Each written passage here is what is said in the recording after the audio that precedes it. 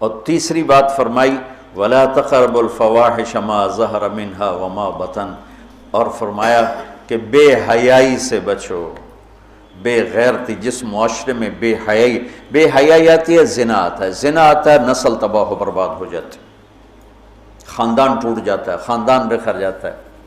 ہمارے مسائل اور ہیں، ہماری پریشانی ہماری بددیانتی، کھوٹ، جھوٹ کی وجہ سے کچھ نہ کچھ ہمارا فیملی سسٹم پھر بھی موجود ہے. لیکن یورپ تباہ ہو چکا ہے، مغربی ملک تباہ ہو چکے ہیں کہ ان کا فیملی سسٹم ٹوٹ چکا ہے.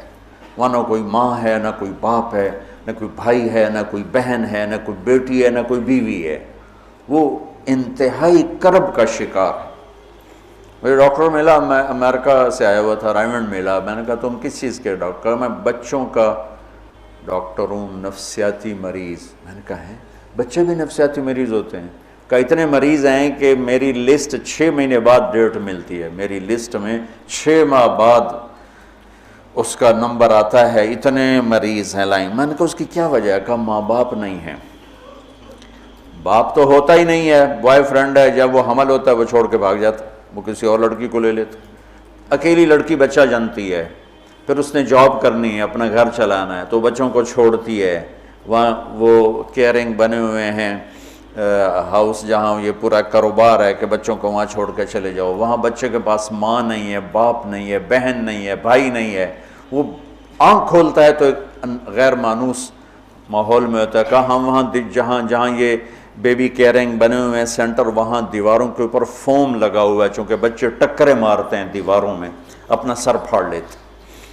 تو وہ ہم سے زیادہ تباہ معاشرہ ہے کہ وہاں بوڑھے کی زندگی نہیں ہے، جوان کی زندگی نہیں ہے، عورت کی زندگی نہیں ہے، مرد کی زندگی نہیں ہے. اور یہ وہ یہاں تک پہنچے بے حیائی. عورت کو ننگا کیا تباہ ہو کے، عورت کو مرد کے ساتھ بٹھایا تباہ ہو کے. میرے رب نے حد فاصل قرار دیا. عورت الگ جنس ہے، مرد الگ جنس ہے. عورت کے لیے گھر کی زندگی ہے، مرد کے لیے بازار کی زندگی ہے.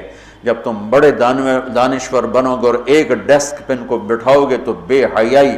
آج کی یونیورسٹیوں میں جو کھلم کھلا، میں زبان سے کیسے کہوں، اپنا ہی پیٹ ننگا کرنے والی بات. اور میرا رب کہہ رہا لا تقربوا الفواحش ما ظہر منها وما بطن، کہ بے حیائی کے قریب نہ جاؤ، بے حیائی کے قریب نہ جاؤ. کہ اچھا یعنی زنا کے بارے میں اجل لا تقربوا الزنا، یہ نہیں کہا کہ لا تزنو، زنا نہ کرو، کہا لا تقربوا، زنا کے قریب نہ جاؤ. قریب جانے کا کیا مطلب ہے؟ بے پردگی، آوارگی، مکس گیدرنگ، عورتوں کے چھوٹے کپڑے، اور اب جسم کو ننگا کرنا، نمائش کرنا. یورپ کی عورت بیچاری کو تو پتہ نہیں ہے، وہ نہ ماں ہے، نہ بیٹی ہے، نہ بہن ہے، نہ بیوی ہے. وہ ایک ٹیشو پیپر ہے، استعمال کر کے پھینک دیا جاتا ہے. مغرب کی عورت انتہائی مظلوم ہے. دیکھنے میں وہ نظر آ رہا ہے آزادی نہیں ہے، اللہ کی قسم کربناک زندگی ہے، کربناک زندگی. اس لڑکی کا کیا حل ہوگا جو 11 سال کی عمر میں اپنا خاوند ڈھونڈنا شروع کرے اور 20 نوجوان اسے استعمال کر کے پھینکتے چلے جائیں. اس کی کیا زندگی ہوگی؟ اور اس نوجوان کی کیا زندگی ہو جو بیوی کی تلاش میں دھکے کھا مر جائے اور اسے کوئی وفادار لڑکی نہ ملے. عورت کو شوہر نہیں ملتا، مرد کو بیوی نہیں ملتی، تو اس لیے وہاں کی نسل گھٹ گئی ہے. تو میرا رب کہتا ہے لا تقربوا. لا تقربوا کا مطلب ہے کہ جو چیزیں بدکاری کو ہوا دیتی ہیں وہ ہے مرد عورت کا کھلا اختلاف، عورت کی بے پردگی، اور عورت کا کپڑوں سے باہر آ جانا. مرد پورے کپڑوں میں اور عورتیں ٹانگیں ننگی کرتی جا رہی ہیں، رانیں ننگی کرتی جا رہی ہیں، بازو ننگی کرتی جا رہی ہیں. کوئی تو عقل کی بات ہو. یہ شیطان نے عورت کو الٹے راستے پہ چلایا اور اس نے اپنی عزت بھی گنوا دی، عصمت بھی گنوا دی، اور اپنا مقام اور مرتبہ بھی گنوا دی. تو شرک نہ کرو، والدین کے ساتھ احسان کرو، اور فرمایا بے حیا نہ بنو، بے حیا نہ بنو، بے غیرت نہ بنو۔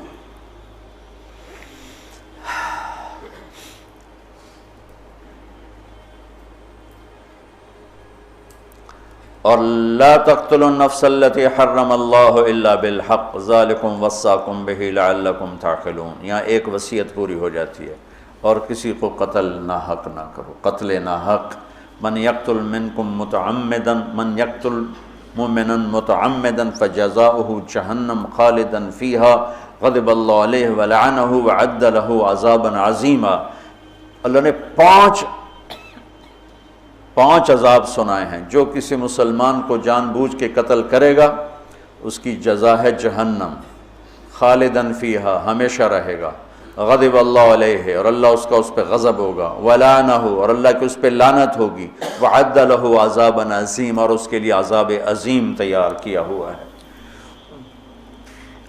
عمر بن عبدالعزیز کا انتقال ہونے لگا تو بلا کے رجا سے کہا 3 بادشاہوں کو قبر میں اتارا، عبد الملک کو، ولید کو، سلیمان کو، تہجد گزار، شب بیدار، روزے دار، قرآن کی تلاوت کرنے والے، زنا سے پاک، شراب سے پاک، فحاشی سے پاک، آوارگی سے پاک۔ لیکن فرمایا میں نے دیکھا ان کے چہرے کالے سیاہ ہو گئے اور ان کے چہرے قبلے سے یوں ہٹ گئے۔ کیا تھا؟ ظالم، خون بہایا۔ سلیمان کی میت کو قبر کے قریب کیا تو ہلنے لگی، تو اس کے بچوں نے کہا ہمارا ابا زندہ ہے۔ عمر بن عبدالعزیز نے فرمایا زندہ نہیں، عذاب قبر شروع ہو گیا ہے، قبر میں جانے سے پہلے ہی عذاب قبر شروع ہو۔ بل عجل اللہ بالعقوبہ۔ ان کا ایک جرم تھا تینوں کا، ظالم، ظلم، خون پانی کی طرح بہایا۔ تو میرا اللہ کہتا لعنت ہے اس پر جو قتل کرے گا، غضب ہے اللہ کا جو قتل کرے گا، ہمیشہ جہنم میں جلتا رہے گا جو قتل کرے گا، اور عذاب عظیم ہے جو قتل کرے گا۔ تو یہ ذالکم وصاکم بہ لعلکم تعقلون، اللہ تمہیں یہ وصیت کر رہا تھا کہ تمہیں عقل آئے۔ فرما عداوتوں کو دور فرما، جو صاحب اولاد نہیں ان کی جھولیوں کو اولاد سے بھر دے، نیک و صالح عطا فرما، جن کو دیے ہیں ان کو آنکھوں کی ٹھنڈک بنا، جن کے بچے بچیاں جوان ہیں ان کے نیک رشتے مقدر فرما، جو مقروض ہیں تنگ دست ہیں ان کی تنگیاں دور فرما۔ یا اللہ ہم سب سے راضی ہو جا۔ وصلی اللہ تعالی نبی الکریم۔